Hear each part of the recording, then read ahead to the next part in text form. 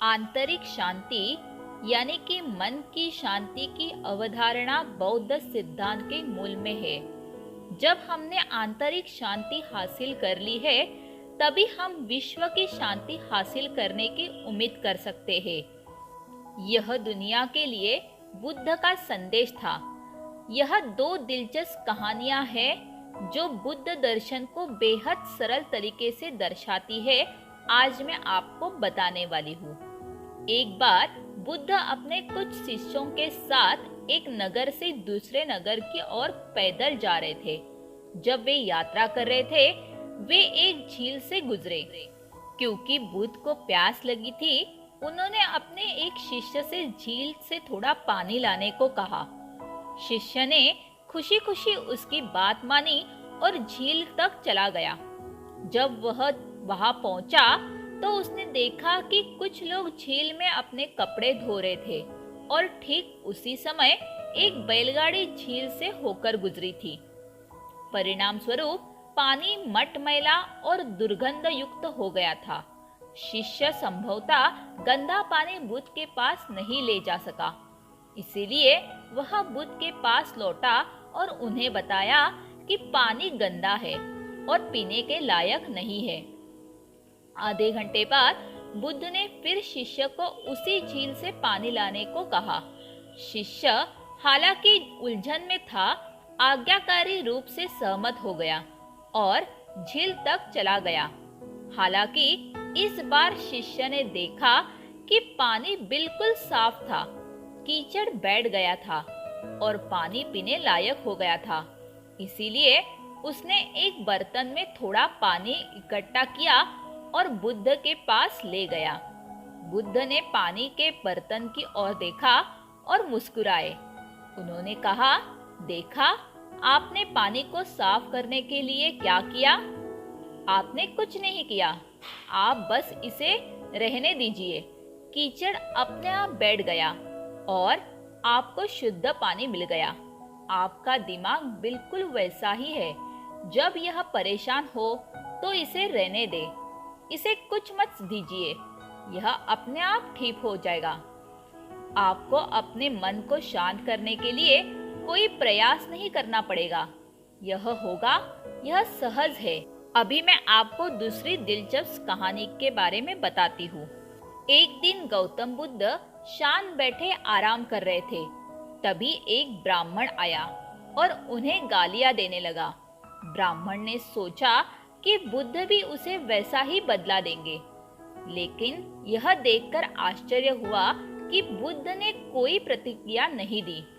ब्राह्मण असमंजस में पड़ गया और उसने सोचा कि शायद उसने बात नहीं सुनी होगी, इसीलिए वह फिर से बुद्ध को और अधिक गाली देने लगा। इस बार भी बुद्ध उसके व्यवहार से अप्रभावित रहे। दरअसल वह बुद्ध के चेहरे पर सहानुभूति के भाव देख सकता था। ब्राह्मण क्रोधित हो गया और बुद्ध से पूछा कि मैं आपको बुरी तरह से गाली दे रहा हूँ, आप इस पर प्रक्रिया क्यों नहीं दे रहे? जब मैं तुम्हें बुरी तरह गालियां दे रहा हूँ तो तुम कैसे शांत बैठ सकते हो? गौतम बुद्ध मुस्कुराए और बोले, मुझे नहीं पता कि तुम किसे गाली दे रहे हो, लेकिन मैंने तुमसे कोई गाली स्वीकार नहीं की है। दुर्व्यवहार आपके साथ है। ब्राह्मण ने आश्चर्यचकित होकर पूछा कि यह कैसे संभव है? मैं लगातार गालियां दे रहा हूँ और आप सुन रहे हैं। बुद्ध ने कहा, हाँ, तुम गाली दे रहे हो, लेकिन मैंने कोई गाली स्वीकार नहीं की है। जब मैं कुछ स्वीकार ही नहीं किया तो प्रतिक्रिया क्यों दूंगा? भ्रमित ब्राह्मण ने कहा कि यहाँ केवल आप ही बैठे हैं और मैंने अपना सारा क्रोध आप पर ही उड़ेल दिया है। यह कैसे संभव है कि आपने इसे स्वीकार न किया हो? मैं इस स्वीकृति को नहीं समझता। बुद्ध ने समझाया कि यदि आप किसी को सिक्के देते हैं और वह सिक्के स्वीकार नहीं करता है तो सिक्का आपके पास ही रहता है। ब्राह्मण सहमत हो गया। इसी तरह जब आप मुझे गाली दे रहे थे और मैंने उसे स्वीकार नहीं किया, तो गाली आपके साथ ही रह गई। जब मैंने तुम्हारे दुर्व्यवहार को स्वीकार नहीं किया, तो मैं तुमसे क्रोधित या क्रोधित क्यों होऊंगा? ब्राह्मण को अपनी गलती का एहसास हुआ और उसने क्षमा मांगी। यह आपके जीवन में आंतरिक शांति का महत्व है। यदि आप शांत रहना सीख जाते हैं, तो आप इस बात से प्रभावित नहीं होंगे कि दूसरे आपके बारे में क्या कहते हैं।